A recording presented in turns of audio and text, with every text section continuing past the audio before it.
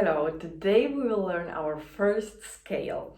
So let's just dive in. First, I would like to explain to you some of the basics music theory that you just understand what actually is a scale, and then of course I will show you how to do that on violin and also how it's good that you practice this. So scale is a sequence of 8 notes. You can imagine that we have a building which has 8 floors.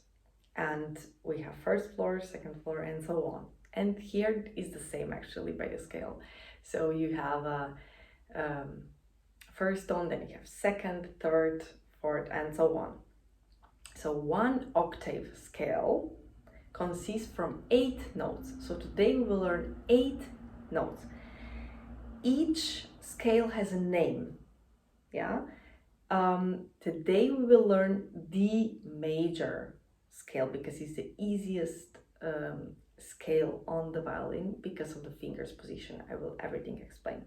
So when you play a scale, of course, first it's important that you know which notes you're playing, and the second, which notes are together, or let's say which fingers are together. So how is the position of fingers?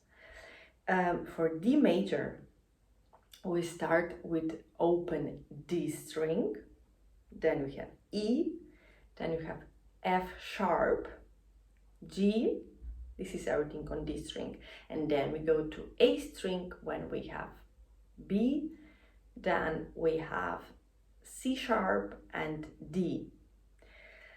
Which fingers are together? Second and third fingers are together. They love each other, I always say.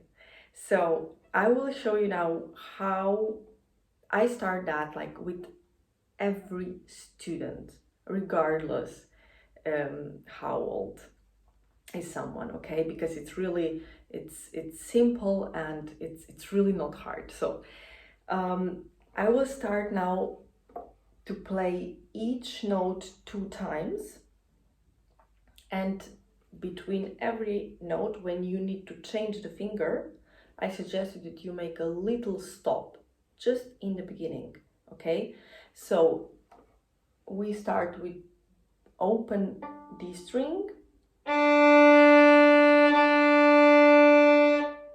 then we have first finger E, then we have F sharp, then we have G,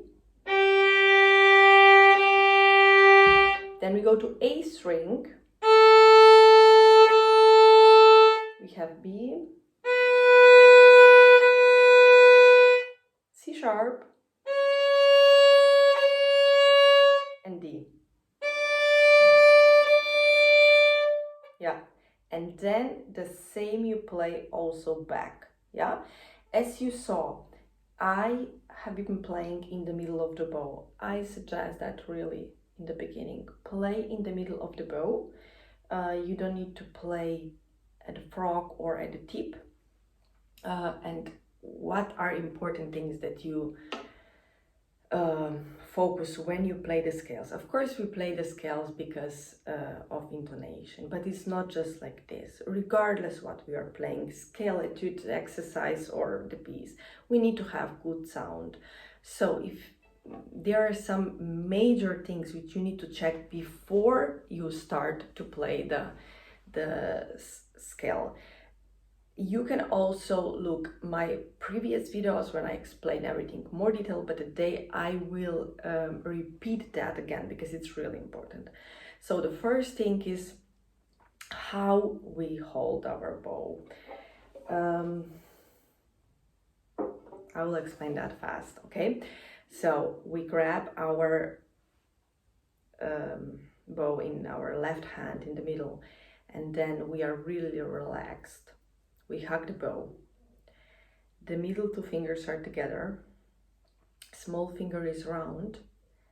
This finger, index finger, is between these 2 points, and the thumb is round as well. So when you do that, then you pick the violin. Don't just like grab the violin and go to try, you know, because you will not have nice sound, okay? Take time in the beginning.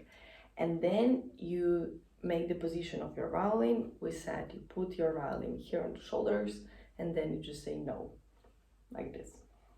And then you take care of your left hand. So we said your left hand is not like this, it's not like this, it's not, I don't know what else. So the fingers when you play are round, but please not like this round, okay? So round, you play with this part of the finger. So here where is more meat, don't play with nails. And of course you need to cut your nails, okay? And then regardless which finger you are playing, please don't move here, nothing, really. Regardless, for example, if you play first finger, then you play second finger, third finger. When you play second finger and third finger, you don't do some special movements, okay? Stay on the string. Like first, yes, also stay on the string with the fingers. Don't do please 1, 2, 3 and this goes in the air. Try to be as much as possible connected with the fingerboard, with the strings. And then regardless which notes you are playing in this position, don't move your arm. So here is always straight, okay? And of course also the position of the thumb. This is also one video, that you are not like this and that you are not tensed. So the thumb is between first and here, second finger, okay?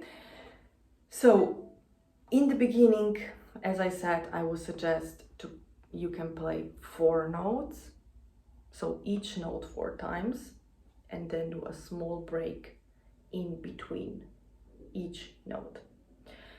Or you play just 2 times in the middle of the bow. So now I will explain again, slow, step by step, how you do it. So you take care of all these things, what I said, bow position, violin, holding the violin and left hand. And then you put the bow here in the middle, and then you play 2 times this string, and then you stop. You stop, and you take time that you put the first finger on the string, and then again you play. Stop, and then you put second finger on the string, and then you go. Again, break, put the finger on the string, and then again, and so on, okay? So how much you practice that? I would say, regardless how much time you invest in practicing, if you will not focus on these things, what I said today to you, it doesn't matter. You know, you can practice 2 hours, but it's actually a waste of time. So I would suggest you that regardless when you go to practice, don't just grab the violin and go something to play fast, because it will be a chaos. These are the things which really needs to be learned in the early stages really correctly, so that you really are in peace in your head and also in your body, and that you have full focus. And then already 10 minutes can be a lot, you know. And I suggest to my students, repeat this D major 1 octave scale 3 to 5 times. Let's say 3 times in the middle of the bow, 3 times at the tip, frog, and then the whole bow. So each time 3 times. And of course it's always recommendable, especially in the beginning, to do not just like 1 time practicing per day, but small parts. If you can like just divide during the day, let's say maybe in the morning before you go to school for 10 minutes, just grab the violin, remember, okay, bow position, violin, okay, that, and then go and play 3 times just the scale in the middle of the bow before you go to school or to work. And then when you come back, and with the time, it will really be so automatic, everything, and you will play with a good sound. So I recommend you that you print the workbook, which is free to download below, and yeah, that you really focus on these things. You know, it doesn't matter what everything we practice or we play. We need to have good sound, and these takes in the early stages of learning really time and also full focus. I wish you good practicing, and we see us next Sunday.